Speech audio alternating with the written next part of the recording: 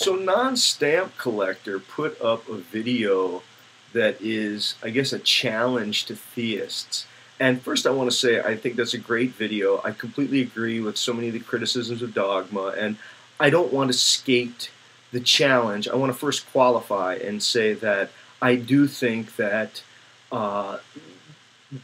religions and religious texts, they provide metaphors and they provide allegories and kinds of wisdom that ancient peoples used for psychological guidance and for psychological understanding. I think all this stuff has been misunderstood in contemporary culture, and I applaud the criticisms of those people who do dogmatically claim to hold these ultimate truths about virgin births or about a life after death or about a creator God and this kind of stuff. I think on a totally different realm, what I would like to do, just for devil's advocate argument, is to suggest, if one wanted to give an argument, okay, just to throw back to old Non-Stamp Collector, I would like to hear him respond to this. Say I just, for argument's sake, say that I don't just mean this metaphorically, but I'm going to pretend that I'm going to give this hardline argument.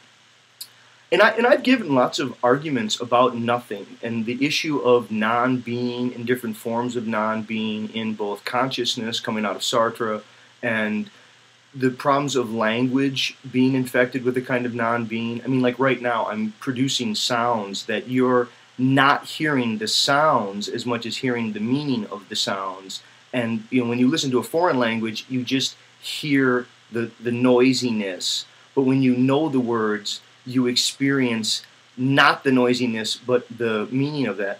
That experience of transcendence, of surpassing by a kind of internal negation is what Sartre would call it. You know, I've shot videos on nothingness as perhaps a special kind of room making that one would want to say is the equivalent of a divinity or something like that. Okay, so here would be the argument that the person would give. And the question for you is this a monotheism or is it not? Okay, that would be the question. If someone says God is a special kind of nothing, and that's what God is, that in the beginning there was nothing, it was a very special kind of nothing, and then this nothing somehow was able to say no to itself, and then in saying no to itself, something emerged out of it. But it's not that age-old question of why is there something rather than nothing. That's too simple. The question is, why, when the something emerged out of nothing, was it unable to leave the nothing behind? Why does the nothing continue to haunt the what is? I think there is a world of actuality. If you take your mouth, you just cover your mouth, and you just look at the world seems to be, when we're looking at it, a world that's fully just actually only what it is. It's just purely actuality. But because of language, because of consciousness and thought, I can talk about how things were and how they will be, meaning how they are not. I can hold up this mug and I can say, you know, it was over there, and I can say now it will be back where it was. I can imagine where it isn't at the moment. This fact of non-being makes morality possible. Only where there could be a kind of nothingness, a kind of infection of what isn't the case, could there be possibilities, and only where there are possibilities could you have the moral world that humans experience. I think the moral order of humanity, it begins out of a don't and a no that slowly gets enough of a taste that it can handle the is not. And once humans can dwell in the world that is not, it's an infinitely huge world, in a world that's filled with all the kinds of moral possibilities that we agonize over, that separate us from the rest of the animal world. I think the rest of the animal world may have a morality, but its morality is a fully actual morality. You know, I think ours is a possible morality. We struggle over our morality. People agonize over whether they should or shouldn't be a vegetarian and what are the consequences of that. I'm not sure that the extent to which other animals consciously decide about their dietary practices for ethical reasons. I'm going to take a really simple example.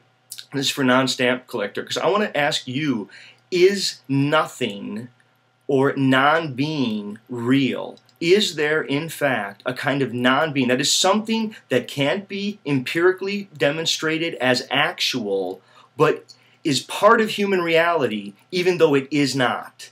Now, it sounds crazy. I mean, why would someone want to believe or talk about something like nothing? But could it be that there is, in fact, a special kind of nothing? Now, I am holding this, you can see right now that I am holding this mug in my left hand. That is a fact, right? There's fact number one. I am holding this glass, this mug in my left hand. Now, fact number two, is this a fact or not? I am not holding the cup in my right hand. Now, if you're going to grant that that's a fact, is it a fact that I am not holding the cup in my right hand? If you're going to grant that's a fact, somehow you're allowing facts to exist, but there's no such thing as not holding it in my right hand. There's only whatever is. I happen to be holding in my left hand. You can't be not holding in your right hand. You know, see, but non-being does exist in the human world. We just gave you a clear example of the moral world, the possible world, the human world is somehow shot through with a room-making nothingness. And that room-making nothingness seems to be a characteristic of consciousness itself, and it also seems to be made, that language itself seems to be made in its image, and there's lots of different ways that we could get at that. I think the point that I would just want to raise is, to what extent, if a person tries to give a non-dogmatic view, and a person tries to say, just figuratively, for argument's sake, that God is a special kind of nothing, is that a monotheism, a polytheism, or what exactly is that? Okay, thanks.